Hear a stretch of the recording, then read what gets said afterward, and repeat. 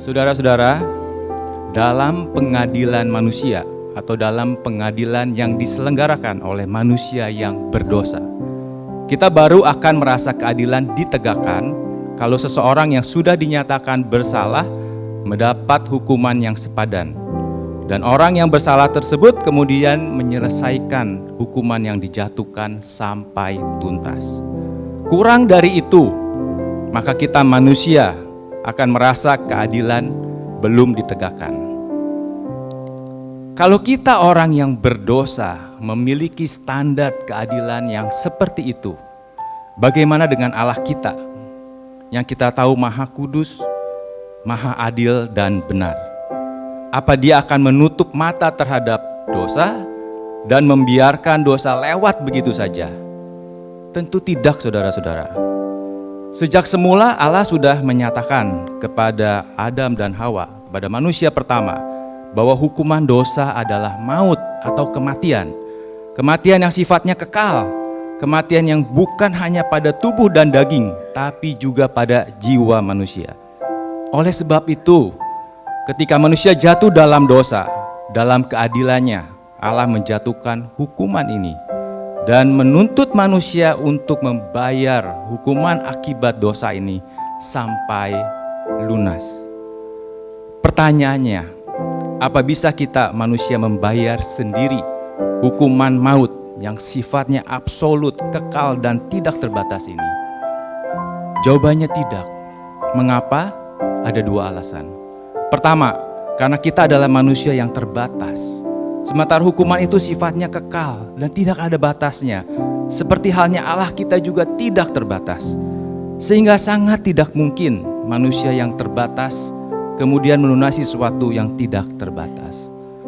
Oleh sebab itu Yesus seringkali berbicara mengenai penghukuman atau siksaan yang kekal. Salah satunya saudara-saudara bisa baca di Injil Matius pasal yang ke-25. Kedua, alasan yang kedua, setiap manusia pada kenyataannya menambah dosa setiap hari dalam hidupnya. Bagaimana mungkin kemudian melunasi hukuman yang tidak terbatas kalau setiap hari saja dalam hidupnya terus berdosa? Saudara-saudara, kalau kita tidak bisa membayar hukuman atas dosa kita sendiri, bagaimana dengan pihak lain? Seperti yang tadi kita baca pada jawaban katekismus hari ini. Apa ada pihak lain yang sanggup membayar lunas hukuman kita? Saudara-saudara, kalau pihak lain itu adalah sesama manusia yang lain, sudah pasti tidak bisa. Karena setiap manusia mengalami masalah yang sama, yaitu tidak sanggup membayar hukuman akibat dosanya sendiri. Kalau makhluk hidup lainnya, seperti lembu dan domba misalnya, itu juga tidak bisa. Karena binatang tidak sama dengan manusia. Binatang tidak diciptakan sesuai dengan gambar dan rupa Allah. Sehingga binatang bukan pihak yang sepadan. Ibrani 10 ayat 4 mengatakan bahwa tidak mungkin darah lembu dan domba jantan menghapus dosa. Jadi apa yang bisa kita lakukan?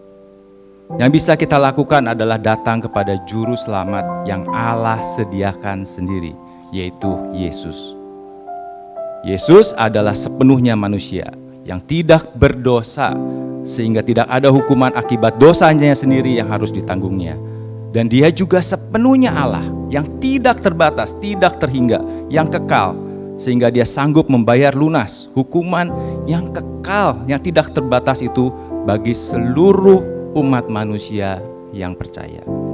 Kita bersyukur untuk anugerah keselamatan yang kita terima. Kita bersyukur untuk kasih Allah yang begitu besar dan untuk kesetiaan Yesus Kristus selama hidupnya di dunia ini. Tuhan memberkati.